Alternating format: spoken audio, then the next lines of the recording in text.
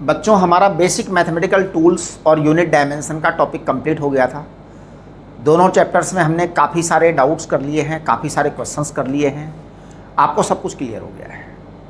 उसमें आपके DPP 1 से लेकर के 7 तक हैं। आप लोग सभी क्वेश्चंस कर लीजिए, एक भी क्वेश्चन मत छोड़ो। एग्जाम में वही क्वेश्चन आएगा जो आप छोड़ देंगे, इसलिए छोड़ना कुछ भी नहीं है। आज हम स्टार्ट करेंगे वेक्टर्स। तो चलिए वेक्टर्स वाला टॉपिक हम स्टार्ट करते हैं। और मैं इस वेक्टर्स वाले टॉपिक को स्टार्ट करने से पहले आपको एक बात बता देता हूँ कि ये वेक्टर वाला जो चैप्टर है ना, ये फिजिक्स की लाइफ लाइन है। फिजिक्स के हर चैप्टर में इसका यूज होगा। तो आप इस वेक्टर्स वाले टॉपिक को इतना बढ़िया से समझ लें कि कभी कोई चक्कर उलझन न हो। और ये जो टॉपिक है ना, ये बहुत उलझाता है। तो देखिए, हम जब वेक्टर्स की बात करते हैं तो सबसे पहले डेफिनेशन पर आते हैं। तो देखो, two types of quantities in physics, two types of physical quantities.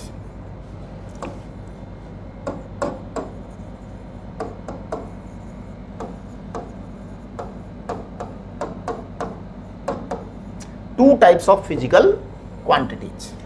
एक क्वांटिटी बेटा स्केलर होती है और एक क्वांटिटी वेक्टर होती है, राइट। स्केलर क्वांटिटी में क्या होता है? स्केलर क्वांटिटी में मैग्नीट्यूड या वैल्यू होती है, मैग्नीट्यूड या वैल्यू, मैग्नीट्यूड और वैल्यू। इसके साथ में यूनिट होती है, यूनिट ऑफ द क्वांटिटी। जैसे 2 किलोग्राम शुगर, 2 किलोग्राम। अब ये क्या है? 2 क्या है? मैग्नीट्यूड है। किलोग्राम क्या है? यूनिट है, राइट। इसी तरीके से जैसे 2 मीटर क्यूब, तो 2 मीटर क्यूब क्या है? 2 में आपका मैग्नीट्यूड है, अमाउंट है, और मीटर क्यूब क्या है? यूनिट है।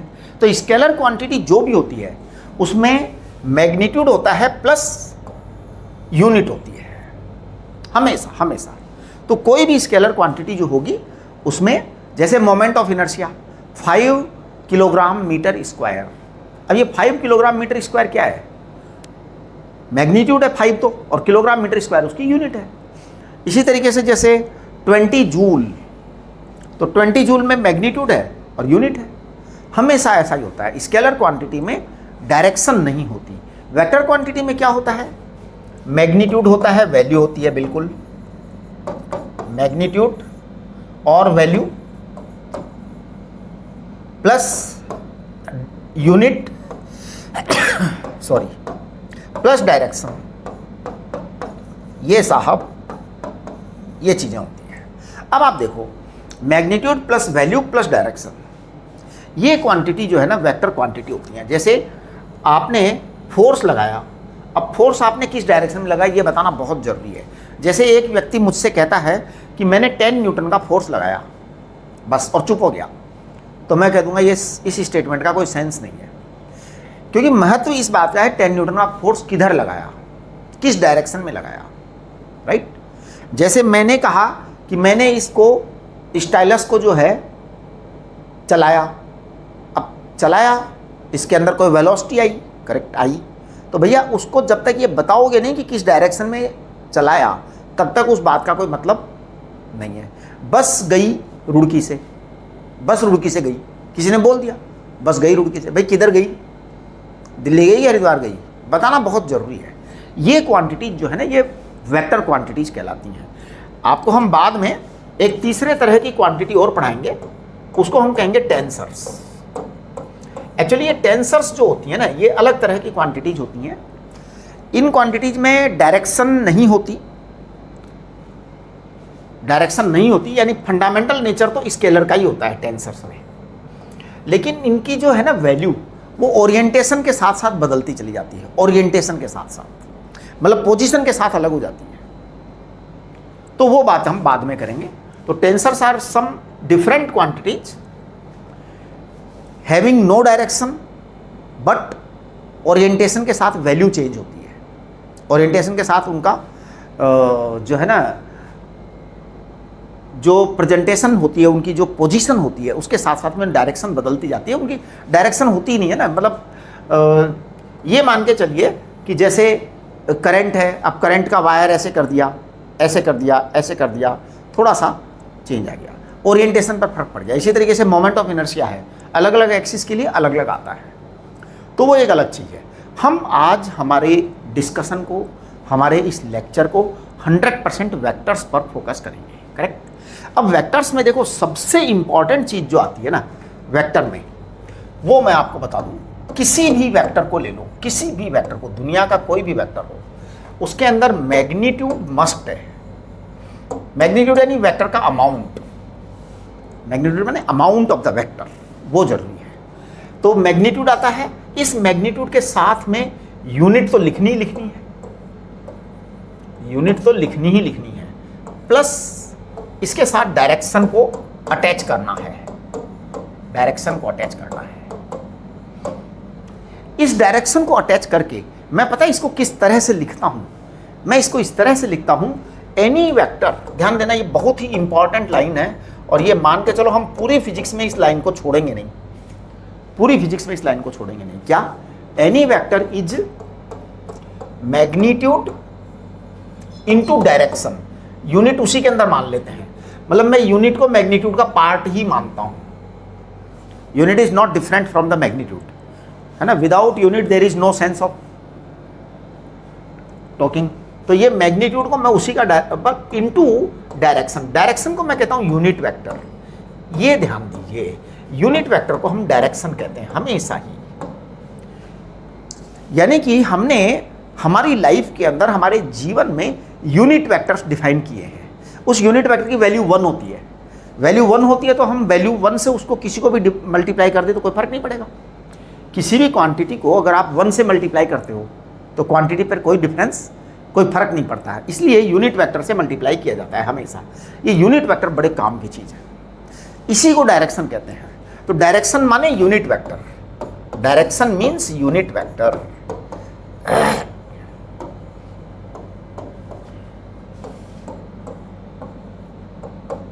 एक्चुअली क्या है कि जो ये मैग्नीट्यूड वाली बात होती है ना, ये बड़ी आसान बात होती है, सबको समझ में आ जाती है। मैग्नीट्यूड क्या है? जोड़ना ही तो है, कोई खास बात नहीं है। असली समस्या है डायरेक्शन। इस डायरेक्शन को यूनिट वेक्टर कहते हैं। कोई भी वेक्टर हो हमें तत्काल समझ में आ जाएगा अगर यूनिट वेक्टर समझ में आ गया तो आज हम अपना जो डिस्कशन है इस लेक्चर में 100% डायरेक्शंस पर ही रखेंगे। तो देखो आज मैं सारी बातें डायरेक्शंस की करूंगा, और डायरेक्शंस के साथ साथ मैं डिस्कशन करता हुआ चलूंगा यूनिट वेक्टर पर भी।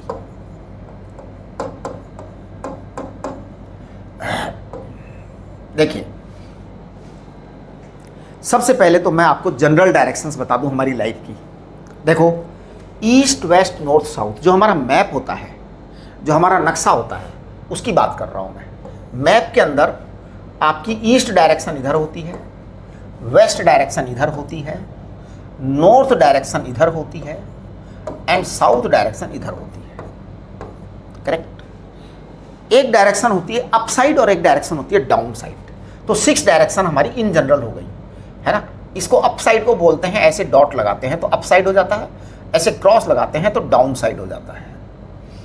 तो देखो, जैसे अगर मैं अपने रूम की बात करूं तो हम इसको ईस्ट कह देंगे, वेस्ट कह देंगे, नॉर्थ कह देंगे, साउथ कह देंगे, है ना। और अप साइड को हम डॉट लगा के शो करेंगे, डाउन साइड को हम क्रॉस लगा के शो करेंगे। ये मैप का सिस्टम है, मतलब, है ना। ये ईस्ट वेस्ट नॉर्थ साउथ इस तरह से है ये। अब ध्यान दो, इसके अलावा 6 डायरेक्शन तो ये हो गई, इसके अलावा हजारों इनफाइनाइट डायरेक्शंस और हो सकती हैं, इनफाइनाइट डायरेक्शंस और हो सकती है। देखिए कैसे, मैं बताता हूँ। जैसे ये आपका east direction, west direction, north direction and south direction है, राइट। अगर मान लो कोई एक डायरेक्शन हम लेते हैं, एक ऐसा वेक्टर है, ऐसा डायरेक्शन है जो यहां पर है मान लो, और मान लीजिए ये एंगल 30 डिग्री है। अब इसको लिखने का तरीका क्या है? How to speak this direction, how to speak this direction, है ना। इसी तरीके से मान लो कोई वेक्टर ऐसा है ना, मान लो इधर इसका एंगल जो है ना वो 53 डिग्री है, मान ले, ऐसे मान लेते हैं, है ना। 53 डिग्री है। अब इसको लिखने का तरीका क्या है, हाउ टू स्पीक, कैसे हम इसको मैसेज करें कि भाई इसका एंगल ये है ना। हाँ, अब जैसे मान लो एक वेक्टर हमने ऐसा दे दिया, this angle is suppose 15 degree,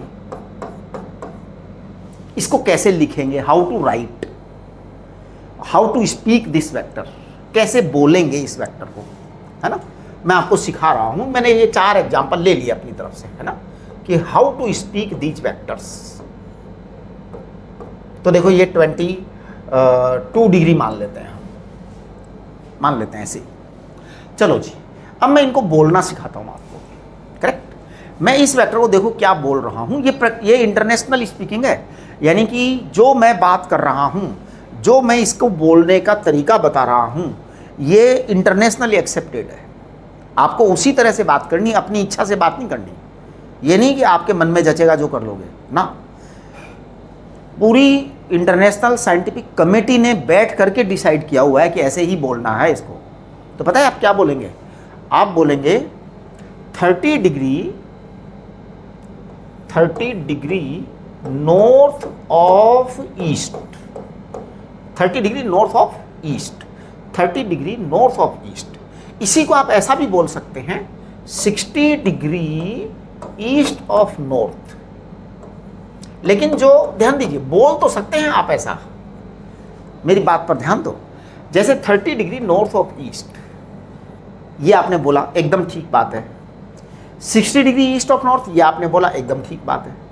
दोनों बातें सही हैं, दोनों बातें सही हैं। लेकिन एक ऑब्वियस सी बात होती है, एक परंपरा की बात होती है, एक कन्वेंशन की बात होती है कि हम इसको ज़्यादा बोलते हैं, ये बोलने में ज़्यादा अच्छा लगता है, right.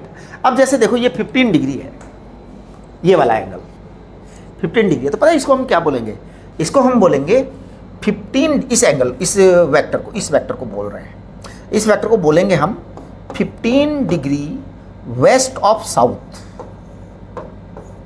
15 degree west of south, ऐसे बोलेंगे हम। अच्छा, इसी को हम ऐसा भी बोल सकते हैं चाहें तो, गलत तो नहीं होगा, बात तो गलत नहीं होगी। जैसे आपने बोला 75 डिग्री साउथ ऑफ वेस्ट, तो you have done no mistake, कोई गलती नहीं करी आपने। लेकिन थोड़ा अच्छा नहीं लग रहा ना भाई, आप पास वाले को ही बोल लो, दूर वाले को क्यों बोल रहे हो, है? हाँ, थोड़ा वो ज़्यादा दूर हो गई ना डायरेक्शन। पास वाले को वेस्ट ऑफ साउथ, यानी साउथ से वेस्ट टर्न हो रहा है थोड़ा सा, वेस्ट ऑफ साउथ, इसका मतलब है तो साउथ में, लेकिन 15 डिग्री वेस्ट की साइड में है।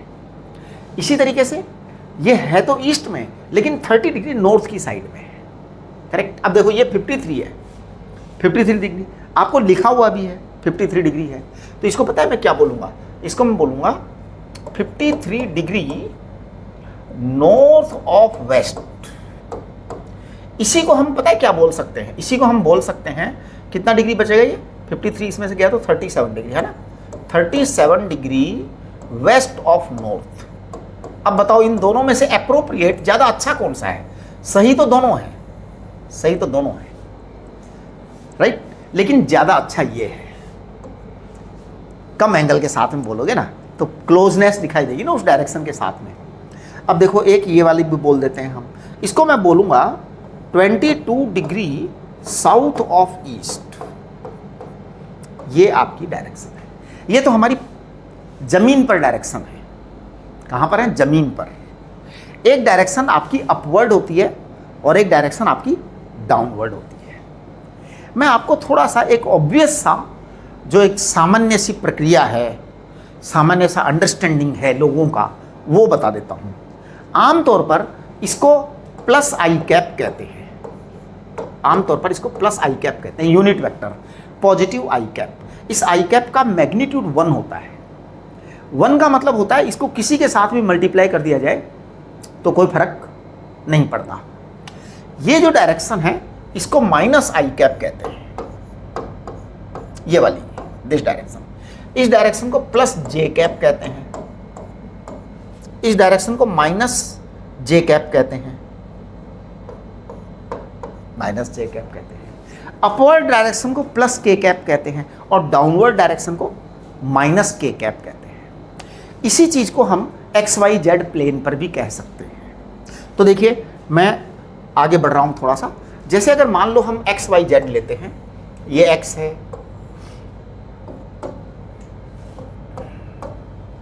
ये प्लस वाई है, ये माइनस वाई है, ये जेड है, ये जेड है। ध्यान दीजिए अब आप जरा,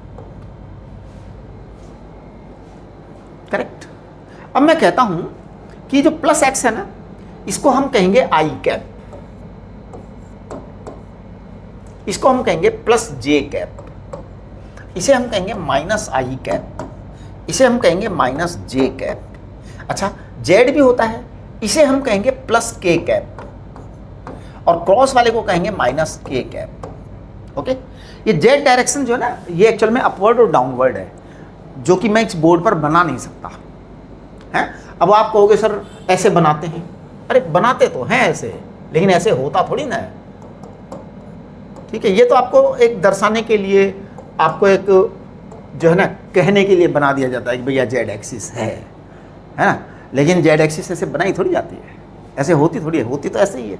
चलिए अब अपन बात करते हैं कि अब ये वाले वेक्टर तो क्लियर हो गए। जैसे मान लो कोई व्यक्ति 10 मीटर, कोई व्यक्ति 10 मीटर पूर्व दिशा में चला, तो 10 मीटर पूर्व दिशा में चला, इसका मतलब 10 आई कैप।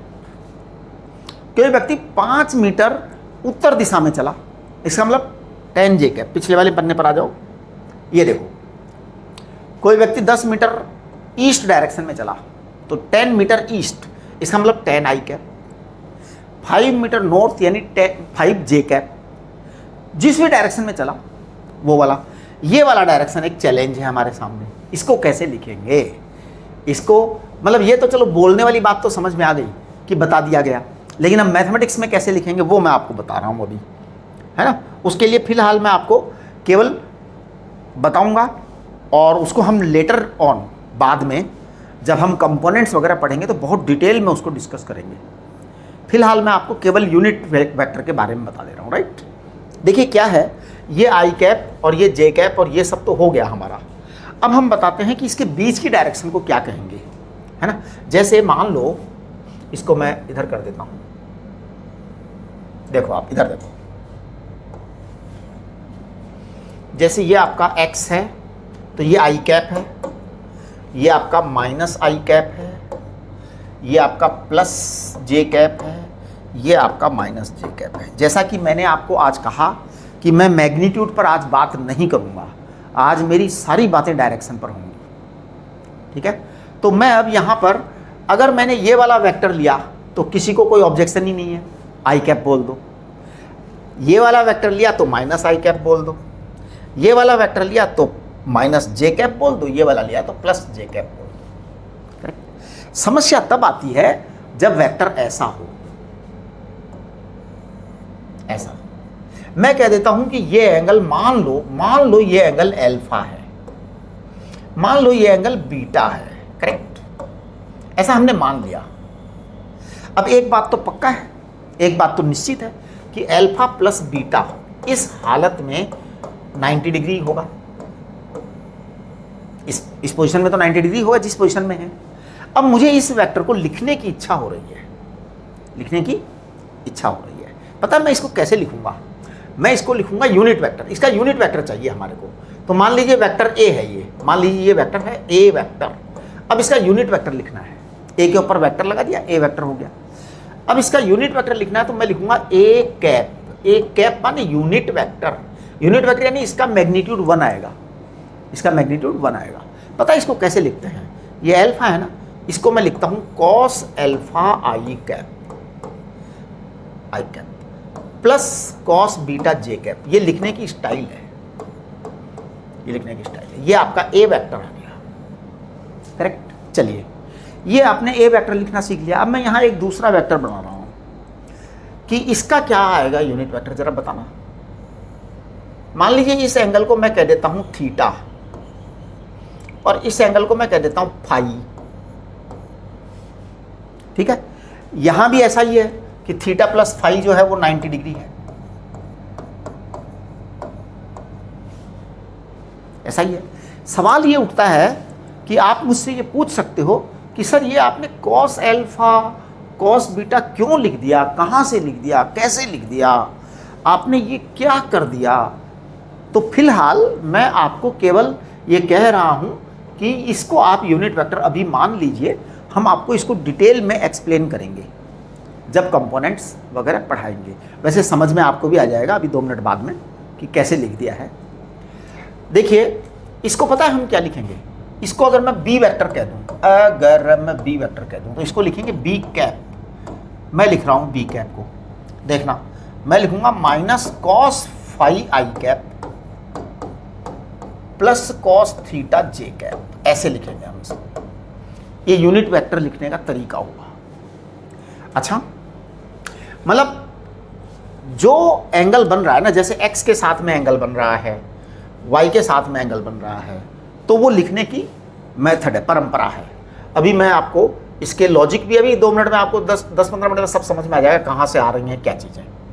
अगर ये वेक्टर है, मान लो ये c वेक्टर है सपोज, है ना, c वेक्टर है। अब आप इस एंगल को नाम दे दीजिए, कुछ नाम दे दो, इसको डेल्टा दे दो, है ना, इसको आप कह दीजिए गामा वेक्टर, है ना।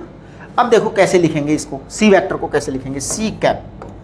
सी कैप को हम लिखेंगे, कैप यानी यूनिट वेक्टर, इसकी वैल्यू 1 ही होगी, तो माइनस कॉस डेल्टा आई कैप माइनस कॉस गामा जे कैप, कॉस गामा जे कैप, ऐसे लिख दिया। अब अगर मान लो एक वेक्टर इधर की तरफ होता, अगर इधर की तरफ होता, इस वेक्टर को हम मान लो सॉरी इस एंगल को कुछ कह देते, क्या कह देते हैं इस एंगल को, इस एंगल को मान लो हम कह देते हैं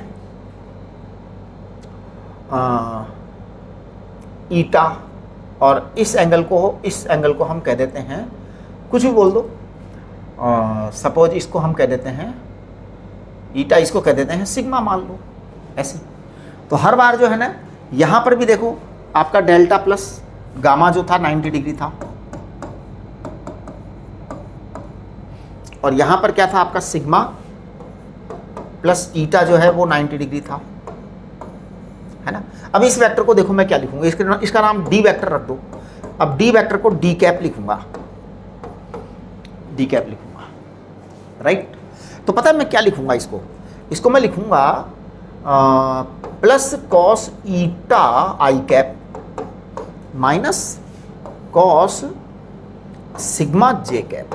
देखो ये जो यूनिट वेक्टर के मैंने लिख दिए हैं ना, ये मान के चलो कि ये अगर आपके दिमाग में रहेगा ना पूरे साल भर, क्या अब ये तो जिंदगी भर ही दिमाग में रखना है, ये तो साल भर की तो बात ही खत्म है, पूरी जिंदगी भर दिमाग में रखना है साहब। तो आपको पता है क्या होगा, सब चीज़ें अपने आप फिजिक्स की वेक्टर्स वाली चीज़ें आती चली जाएंगी, अपने आप आती चली जाएंगी। आपको ये ध्यान रखना है कि इस फर्स्ट क्वाड्रेंट में है, फर्स्ट क्वाड्रेंट बोलते हैं इसको सेकंड क्वाड्रेंट बोलते हैं, इसको थर्ड क्वाड्रेंट बोलते हैं, और इसको फोर्थ क्वाड्रेंट बोलते हैं, है ना। फर्स्ट क्वाड्रेंट में क्या होता है कि प्लस आई कैप और प्लस जे कैप दोनों पॉजिटिव होते हैं, राइट।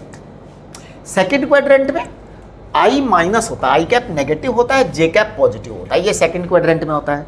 थर्ड क्वाड्रेंट में आई कैप और जे कैप दोनों नेगेटिव होते हैं। फोर्थ क्वाड्रेंट में आई कैप पॉजिटिव और जे कैप नेगेटिव होता है।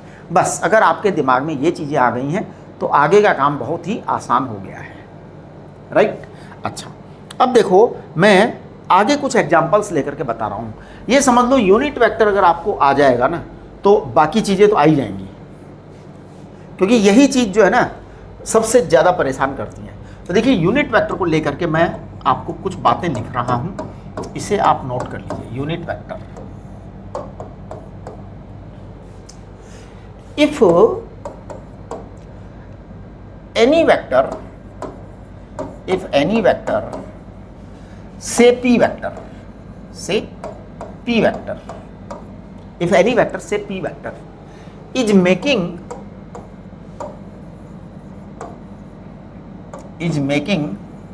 angles alpha, beta and gamma with x axis, y axis and z axis respectively.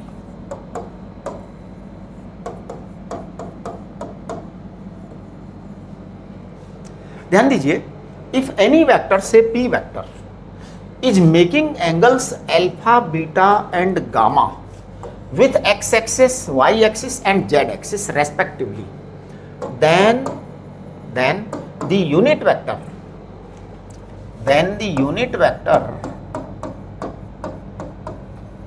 along this p vector is given by, along this p vector is given by, ध्यान दो, unit vector यानी p cap, इसे हम कहेंगे cos alpha i cap plus cos beta j cap plus cos gamma k cap. बड़े ये unit vector है, right. हाँ, अब यहां पर cos alpha, cos beta and cos gamma, cos alpha, cos beta and cos gamma are called as what? Are called as direction cosines.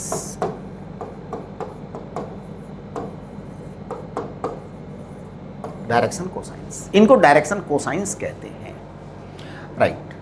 अब देखो, ये चीज एक्चुअल में वही है जो हम बात कर रहे हैं। अब सवाल ये उठता है कि मैंने ये पिछली बार आपको इतनी सारी बातें बता दी, उससे पहले भी आपको, चलिए पहले तो ऐसा कुछ बताया नहीं है खास, लेकिन यहाँ पर मैंने ये cos अल्फा, cos बीटा, सारे एंगल को cos में डाला मैंने।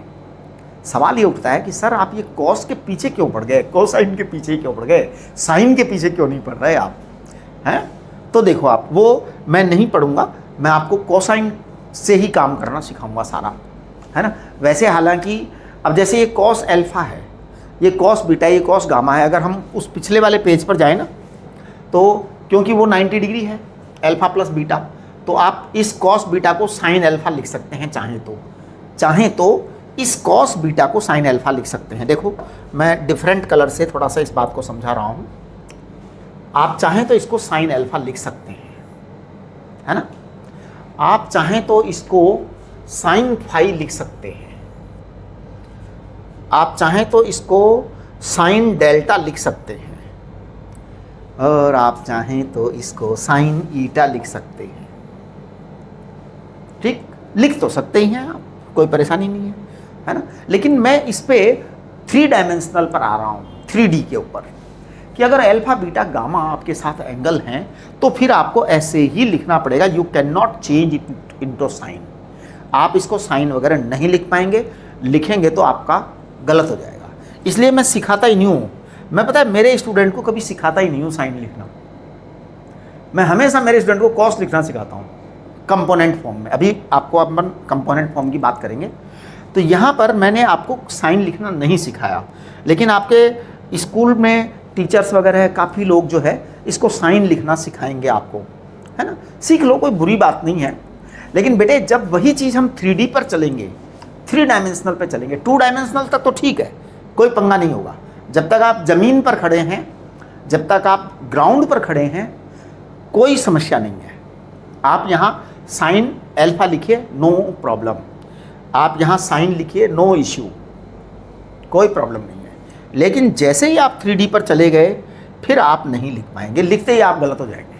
कैसे, ये मैं आपको अभी समझाता हूँ। देखो, तो अब हम ये यूनिट वेक्टर पर हम 10-15 मिनट बाद वापस लौटेंगे। फिलहाल मैं जरा कंपोनेंट की बात कर लेता हूँ। What is component? देखिए, कंपोनेंट्स ऑफ अ वेक्टर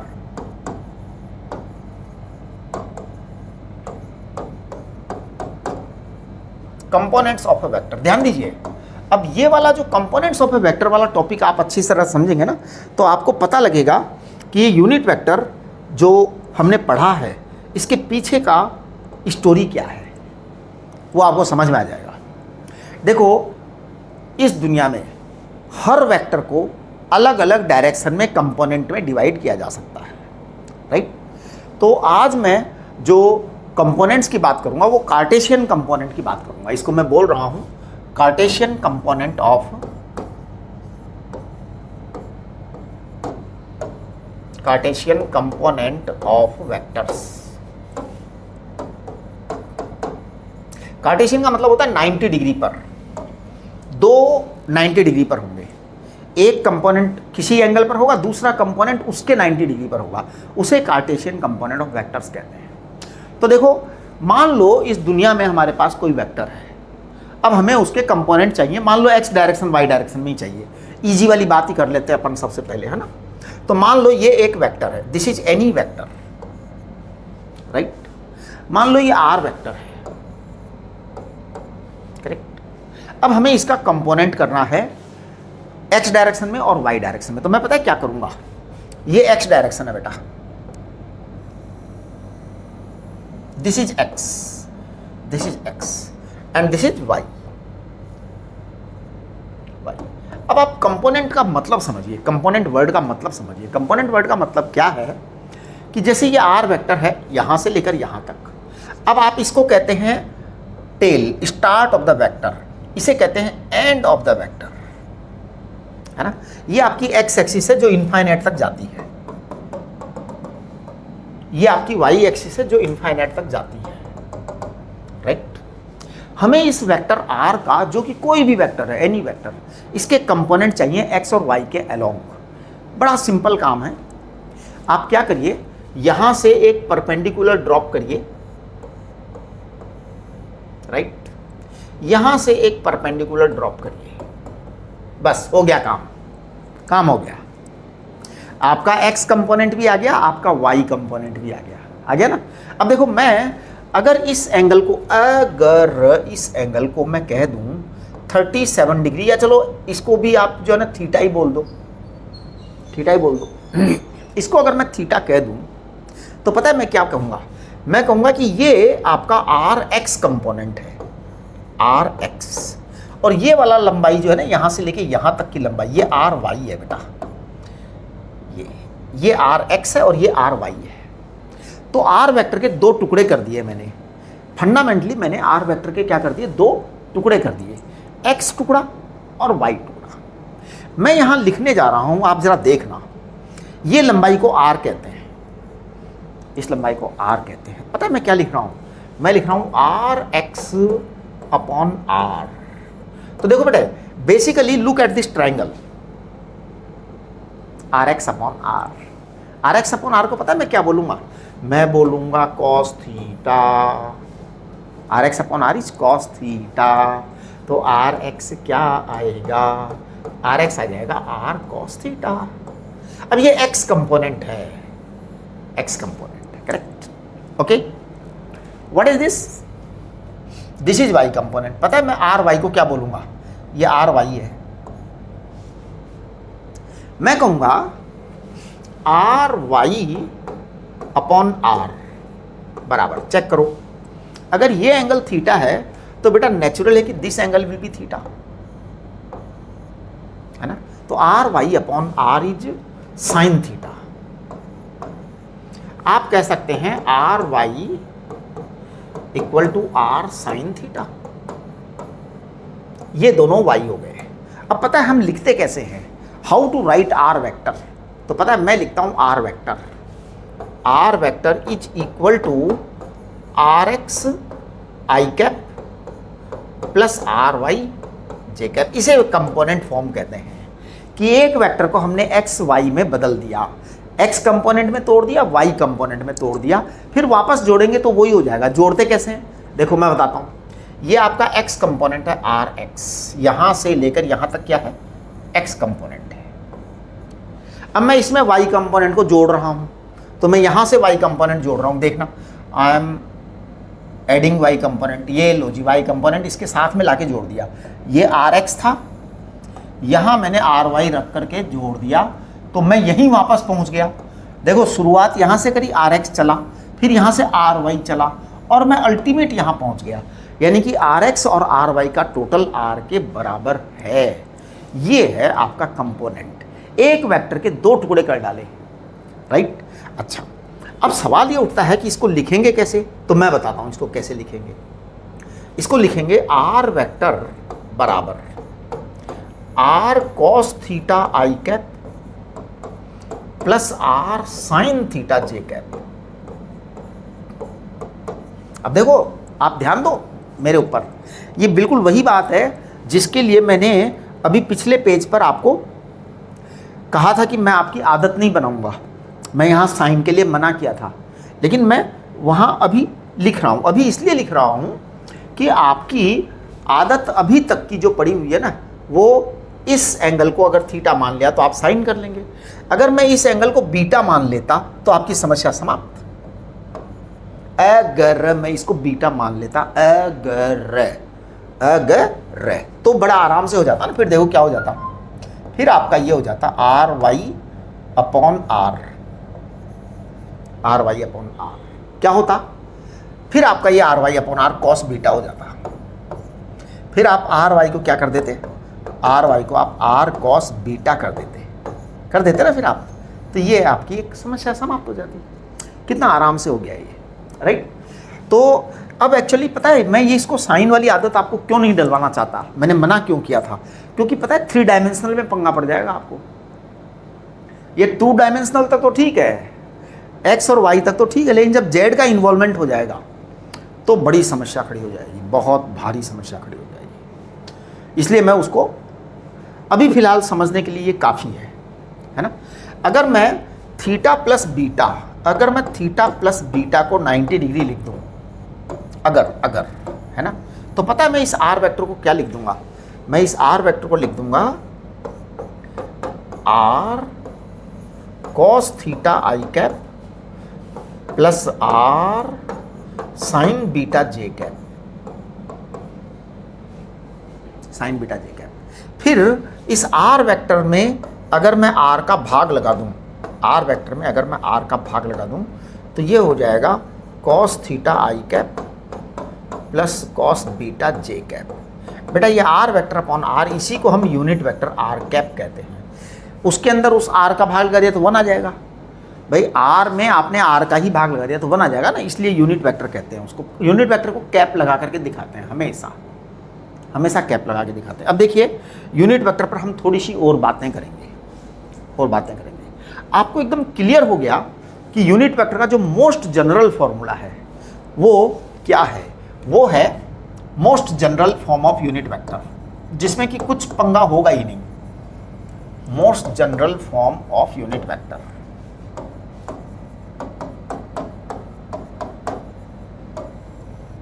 क्या, alpha is angle with x axis,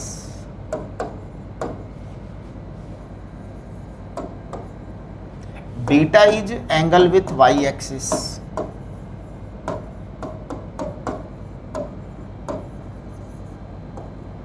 and gamma is angle with z axis। ये मोस्ट जनरल फॉर्म है।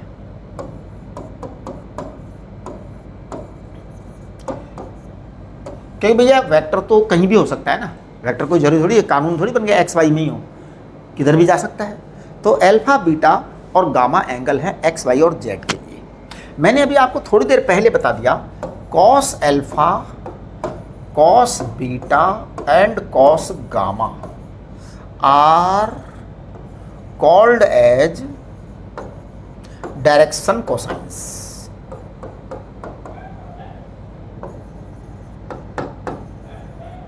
Direction cosines. तो हमारा यूनिट वेक्टर जो आएगा यहाँ पे, इसको हम एन कैप कह सकते हैं।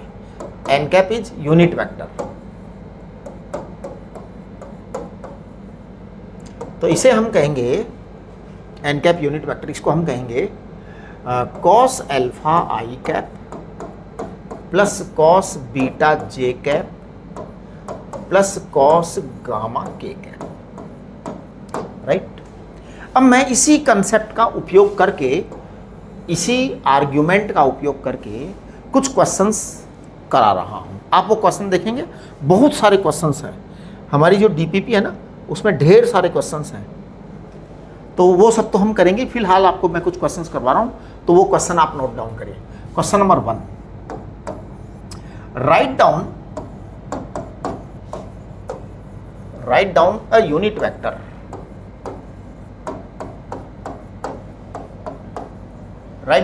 Vector making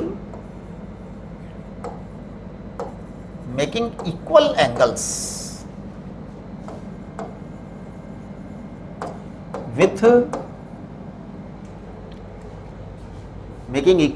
with X Y Z axes. अच्छा एक मिनट, इससे पहले मैं आपको एक छोटी सी चीज़ और करवा देता हूँ। Write down a unit vector making equal angles with X Y Z axes. ठीक है, इस क्वेश्चन को करने से पहले मैं आपको एक छोटी सी बात और बता देता हूँ, है ना। वो क्या है कि आपको मैंने कहा ये यूनिट वेक्टर है, तो यूनिट वेक्टर का मैग्नीट्यूड कितना होता है?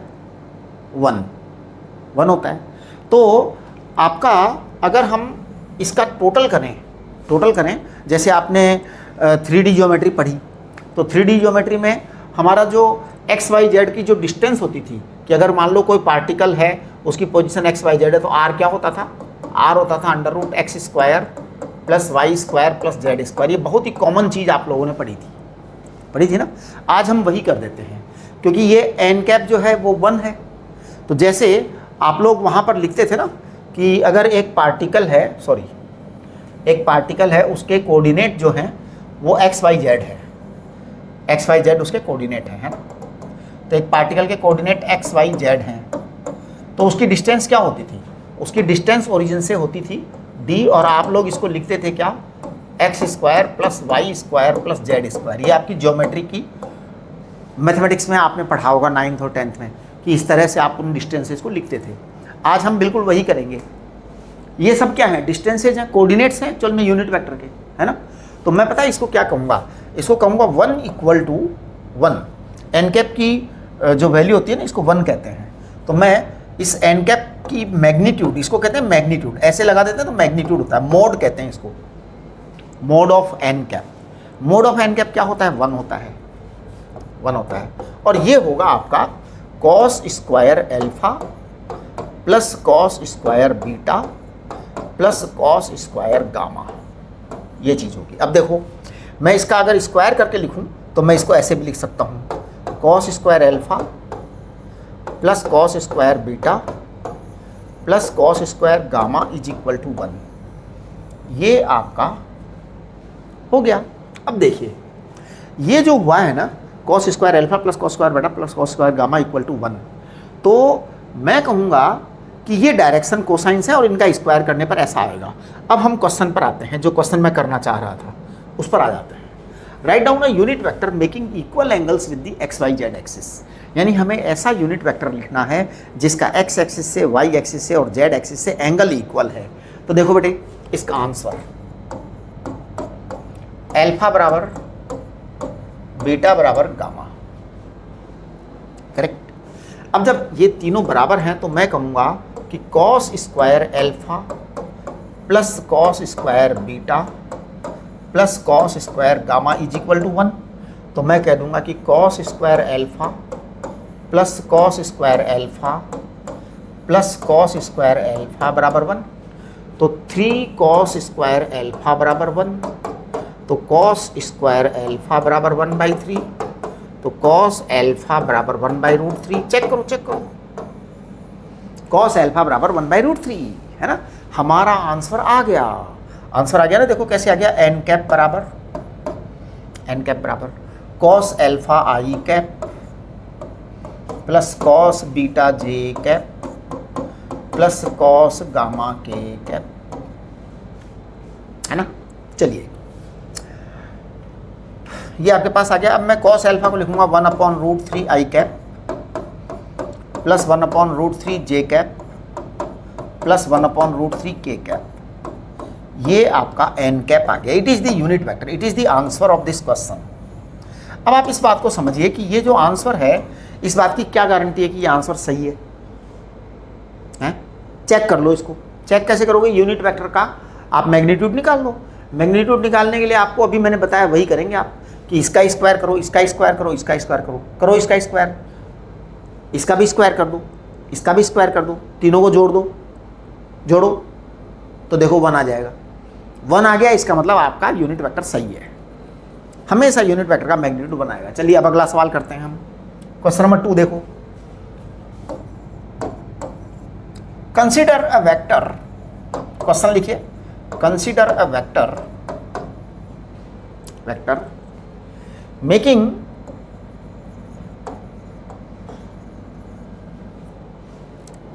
consider a vector making 60 degree angle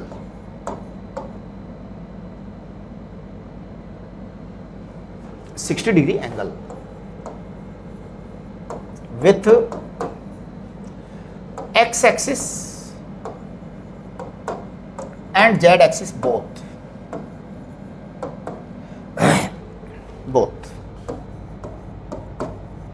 एक ऐसा वेक्टर है जो x एक्सिस के साथ में 60 डिग्री एंगल बना रहा है और z एक्सिस के साथ 60 डिग्री एंगल बना रहा है, तो दोनों के साथ 60 डिग्री एंगल बना रहा है ना। तो consider a vector making 60 degree angle with x axis and z axis both, write down unit vector, इसका यूनिट वेक्टर लिखना है।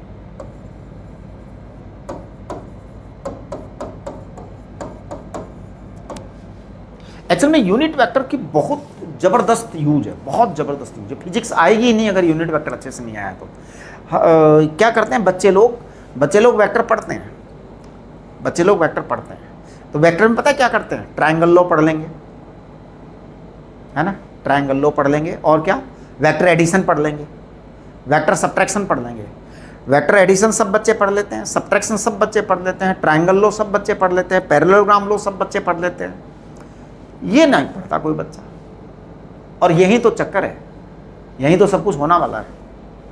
तो देखिए आप राइट डाउन यूनिट वेक्टर कैसे लिखोगे, इसका यूनिट वेक्टर आपका x एक्सिस के साथ में एंगल 60 डिग्री है, y और z एक्सिस के साथ एंगल 60 डिग्री है, y एक्सिस के साथ एंगल क्या है, ये नॉट गिवन, तो ध्यान दो, alpha is 60 degree, it is given,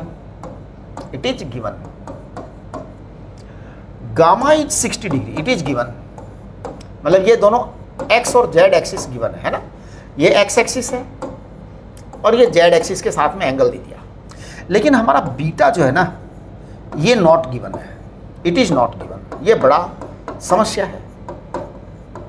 जब तक ये ना हो तो हम यूनिट वेक्टर कैसे लिखेंगे, क्योंकि यूनिट वेक्टर होता क्या है, फंडामेंटली यूनिट वेक्टर का फिक्स फॉर्मूला है हमारा, n कैप बराबर cos alpha i cap, cos beta j cap and cos gamma k cap. एकदम क्लियर कट है ये फॉर्मूला। लेकिन अब सवाल ये उठता है कि हम कैसे करें इसको। तो देखो बेटा, इसको करने का तरीका आप वही काम में लो, डायरेक्शन कोसाइन वाला रूल।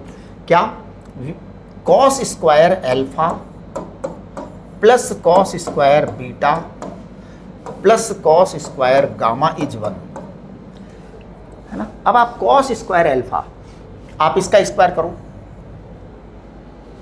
60 डिग्री cos 60 डिग्री कितना होता है, cos 60 डिग्री 1/2 होता है आजकल, cos 60 डिग्री 1/2 होता है।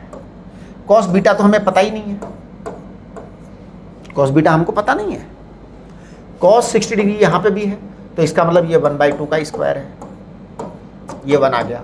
चेक करिए, cos square beta it is equal to 1 minus half, calculation करिए अपने आप, 1/4 प्लस 1/4 1/2 1/2 हो जाएगा, तो इधर चला जाएगा ये, तो इट इज 1/2। इसका मतलब ये हुआ कि cos बीटा इज 1/√2, ये आपका यूनिट वेक्टर आ जाएगा। तो देखिए मैं यूनिट वेक्टर लिख रहा हूँ, मैं यूनिट वेक्टर n कैप यहाँ लिख दूँ, यहाँ लिख देता हूँ, cos अल्फा यानी कि cos 60 डिग्री यानी 1/2 i cap plus 1/√2 j cap, beta है ना, तो 1/√2 j cap plus 1/2 k cap. This is your answer. देखो कितने आराम से आंसर आया है ना। ये बड़ा ही मतलब इम्पॉर्टेंट बात हो गई। चलिए एक सवाल हम और लेते हैं, right. Question number 3, if a vector is lying in yz plane, if a vector is lying in yz plane,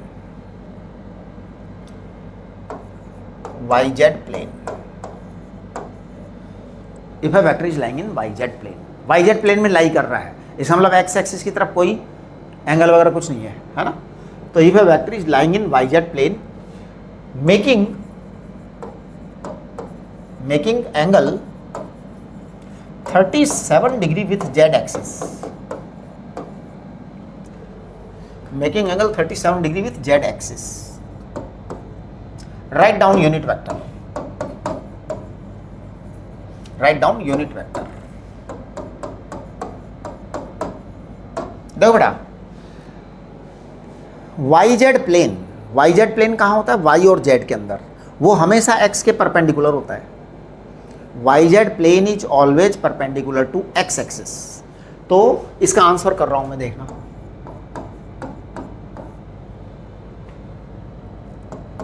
क्या, YZ plane is perpendicular to x axis. इसमें किसी को कोई ऑब्जेक्शन नहीं होना चाहिए।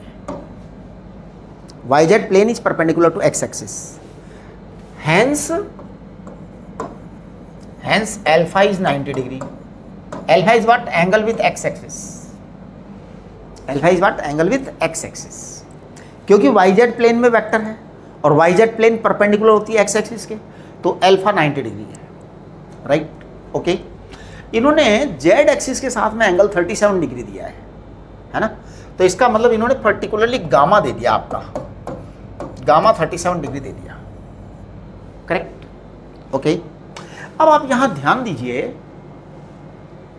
कि इन्होंने जो है ना y के साथ में नहीं दिया। तो देखो, सबसे पहले तो आप ये देखो, YZ प्लेन में है ना, वेक्टर YZ प्लेन के अंदर है, y और z। तो अब मैं ऐसा करता हूँ, YZ बना देता हूँ यहाँ पे, है ना, x y की जगह YZ बना लेते हैं हम। सवाल वाले की मर्जी है साहब, क्या दे रहा है वो, YZ दे रहा है, XZ दे रहा है, XY दे रहा है ना, वो तो कुछ भी दे देगा। आपको अपनी वो लगानी है ना कि YZ दिया तो YZ बना लो। अब आपका z एक्सिस के साथ में एंगल इन्होंने 37 दिया है, ये वाला एंगल, तो नेचुरल है कि दिस विल बी 53। इसका मतलब आपका बीटा 53 आ गया, करेक्ट? अब आप कहेंगे एन कैप, इसका आंसर आ रहा है, आंसर आ रहा है, सभी बच्चे चेक करेंगे।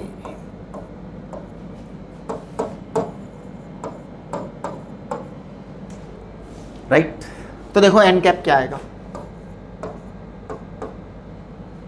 cos 90 डिग्री, cos 90 डिग्री यानी 0 आई कैप। cos 90 तो 0 होता है आजकल। cos beta 53 degree, cos 53 degree की वैल्यू क्या होती है जी? 53 डिग्री की वैल्यू बताइए। cos 53 degree 3/5 j cap. cos gamma, gamma 37 degree है, cos 37 डिग्री की वैल्यू क्या होती है? 4/5 के कैप। यानी आपका आंसर आ गया, एन कैप बराबर होगा आपका आंसर 3/5 जे कैप प्लस 4/5 के cap. This is your answer. Please check करिए, समझ रहे हो? यानी कि आप यूनिट वेक्टर निकालने का सबसे सिंपल और सबसे बेस्ट तरीका है, अल्फा निकाल लो, बीटा निकाल लो, गामा निकाल लो और फिर आप अपना फॉर्मूला लगा दो, आपका यूनिट वेक्टर आ ही जाएगा, है ना? अब देखिए, ये मैंने आज जो बातें की है उसको मैं एक बार वापस रिकॉल कर देता हूँ तेज स्पीड से। आप जो है बहुत सावधानी से 5 मिनट के अंदर अंदर जो है ना रिवाइज कर लो पूरे टॉपिक को, ठीक है? Start. I am going on the first page. Yes, देखिए स्टार्ट से बात कर रहे हैं हम। सबसे पहले आपको मैंने बताया कि 2 टाइप की वेक्टर क्वांटिटीज होती हैं। स्केलर क्वांटिटी का मतलब क्या होता है, बात को ध्यान से सुनना, ये रिवीजन जो हो रहा है ना, इसका मतलब है कि हम एज ए जो जितना पढ़ा आज उसे हम एक साथ ले रहे हैं पूरा कंप्लीट। नोटबुक में आप एक एक चीज़ उतारेंगे, एक एक पॉइंट उतरना चाहिए नोटबुक में, है ना? तो ध्यान दो, 2 types of physical quantity, scalar, magnitude, value और यूनिट होती है। स्केलर क्वांटिटी वो होती है जिसमें मैग्नीट्यूड होती है या वैल्यू होती है, यूनिट होती है, लेकिन डायरेक्शन नहीं होती। वेक्टर क्वांटिटी में क्या होती है, डायरेक्शन ऐड हो जाती है, ठीक है? चलिए आगे। अब देखिए, वेक्टर में हमने कहा मैग्नीट्यूड यूनिट तो है ही, प्लस डायरेक्शन मल्टीप्लाई हो जाती है उसके साथ में। तो any vector is magnitude into unit vector, any vector is magnitude into unit vector, यानी कि यूनिट वेक्टर डायरेक्शन। डायरेक्शन बहुत बड़ी समस्या है, बहुत बड़ी समस्या है। सारी मुसीबत की जड़ डायरेक्शन ही है। आपको बता देता हूँ, वेक्टर में जितने सवाल अटकेंगे ना आपके, वो सब इसी से सॉल्व होने वाले हैं। आपने एक बार डायरेक्शन पकड़ लिया ना, समझ लो फिर वेक्टर आपके लिए एकदम इजी हो गया, एकदम इजी हो गया, अटकेगा ही नहीं सवाल। और सबसे बड़ी बात, सवाल अटकने वाली बात नहीं, आप कभी गलत आंसर तक नहीं पहुंचेंगे। Your answer will be 100% correct only. इसलिए डायरेक्शन पर सबसे ज़्यादा फोकस करो, सबसे ज़्यादा दिमाग डायरेक्शन पे लगाओ। मैग्नीट्यूड पर तो दिमाग ज़्यादा लगाना ही नहीं है, वो तो मैं लगवा दूंगा आपको। मैग्नीट्यूड वाला दिमाग तो देखना, हम जो है ना बड़े आराम से 15-20 मिनट में लगा लोगे, छुट्टी करेंगे। सारा दिमाग तो यही लगाना है। तो अब चलते हैं हम आगे। यूनिट वेक्टर, यहाँ आप समझिए थोड़ा सा कि हमने डायरेक्शन के बारे में यहाँ पे बात की थी कि हमारे मैप के अंदर ये ईस्ट है, वेस्ट है, नॉर्थ है, साउथ है, अप साइड है और डाउन साइड है। अप को दिखाने का तरीका डॉट है, डाउन को दिखाने का तरीका क्रॉस है। हमने ये आपको सबसे इम्पॉर्टेंट बात बताई आज, मतलब इसमें वैसे तो काफ़ी सारी इंपॉर्टेंट बातें हैं, but it is very very important. इसमें क्या था, ये इनको बोलने का तरीका सिखाया मैंने, हाउ टू स्पीक। और ये आपकी सारी बुक्स में यही तरीका मिलेगा, आपके सभी एग्जाम्स में यही तरीका आएगा। यानी चाहे बोर्ड एग्जाम हो, चाहे एनसीईआरटी हो, चाहे आपकी जो भी बुक हो, मतलब चाहे आपका जेईई मेन हो, चाहे एडवांस हो, आएगा ऐसे ही। आपको बोलना ऐसे ही है। यानी सीख लो ये वाली चीज़, how to speak a vector. समझ गए कि किधर से एंगल बना, तो जिधर से एंगल बना उसको हम कहते हैं ऑफ दैट ईस्ट, मतलब साउथ ऑफ ईस्ट है ना। यहाँ पे आपका नॉर्थ ऑफ ईस्ट, यहाँ पे आपका ये वाला एंगल है तो क्या बोलोगे आप, नॉर्थ ऑफ वेस्ट है ना। उधर से मेजर करना है तो वेस्ट ऑफ नॉर्थ।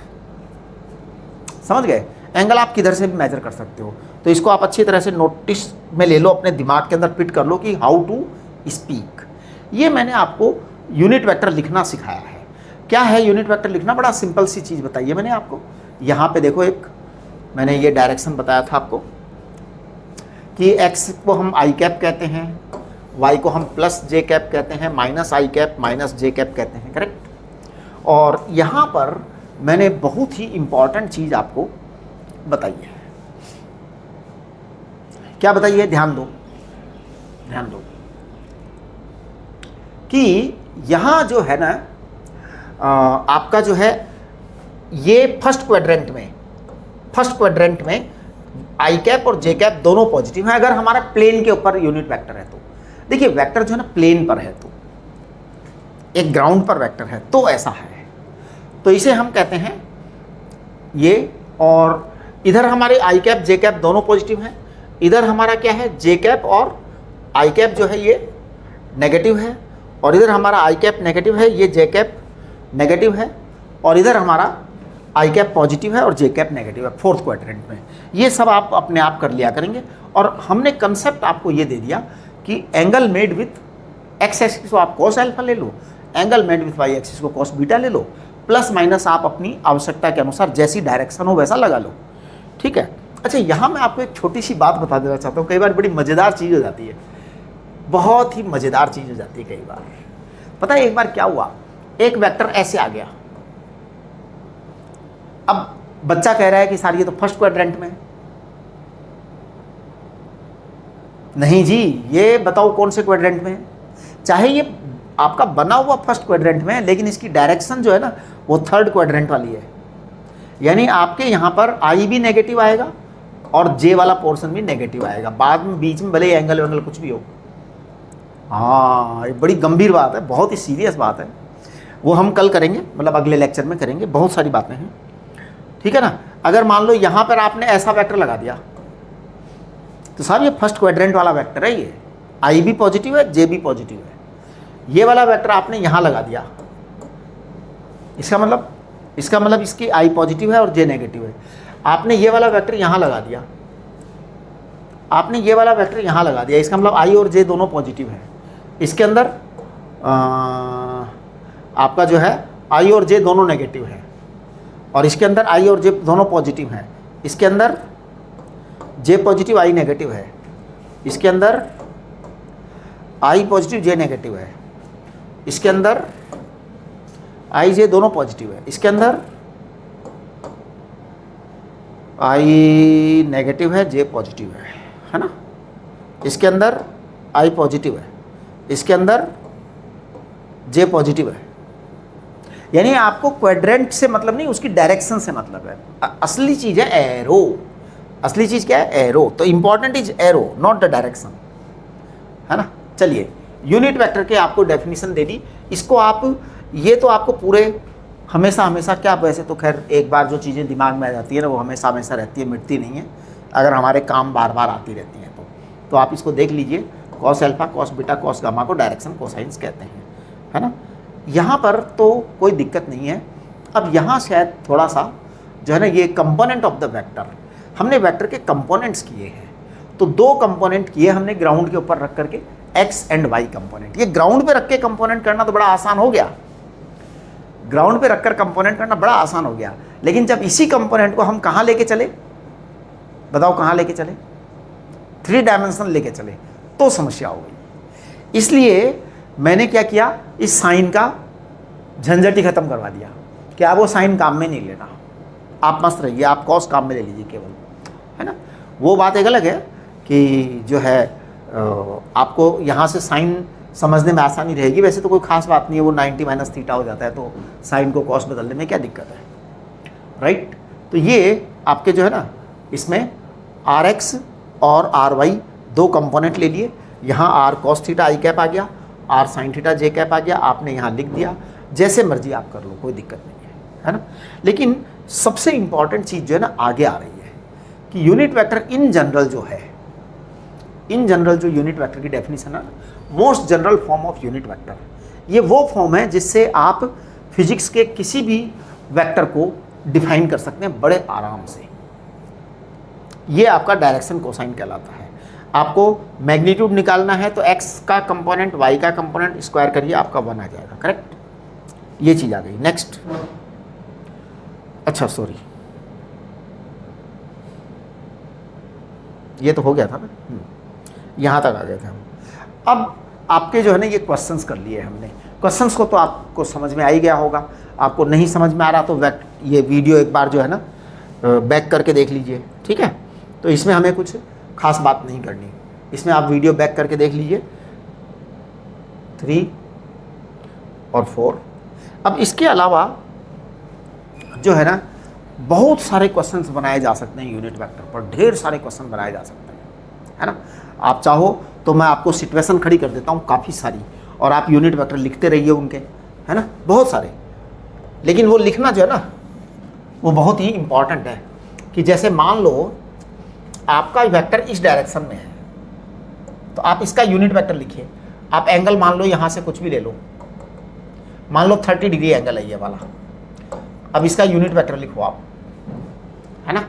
मान लीजिए एक वेक्टर आपका इस तरह से है, ठीक है।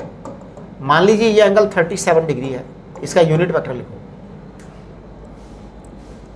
राइट। अब मान लो कि एक वेक्टर जो है आपका इस तरह का है,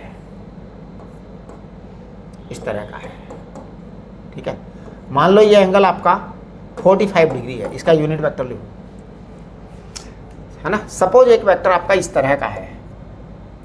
अब ये एंगल आपका जो है मान लीजिए 37 डिग्री है, आप वेक्टर लिखिए यूनिट वेक्टर, है ना। मान लीजिए कोई वेक्टर आपका इस तरह का है। अब आपका ये जो एंगल है ना ये मान लीजिए 45 डिग्री है, आप इसका यूनिट वेक्टर लिखिए, राइट। कई तरह से हो सकता है ना। हाँ, मान लो ये आपका कोई यूनिट वेक्टर ऐसा है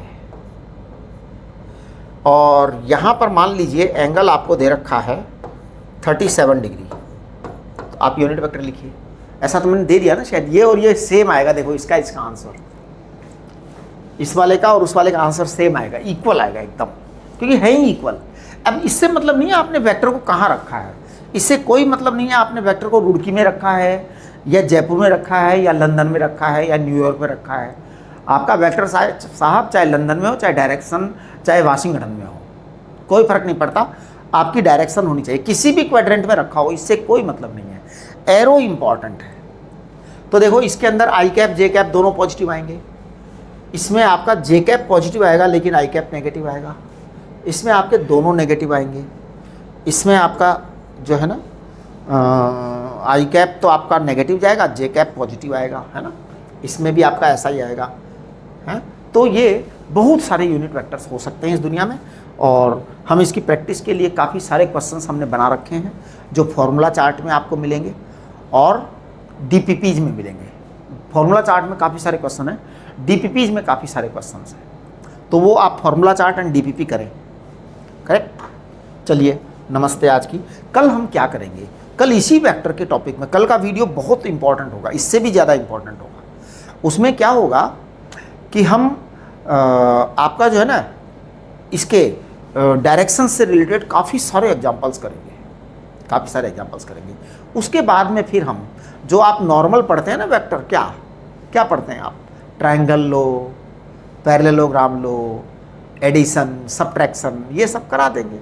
ये सब तो आपको वैसे भी आ ही जाते हैं, सबको, सब बच्चों को आ जाते हैं, बच्चों को यही चीज़ जो है ना उलझती है। तो चलिए आज की नमस्ते।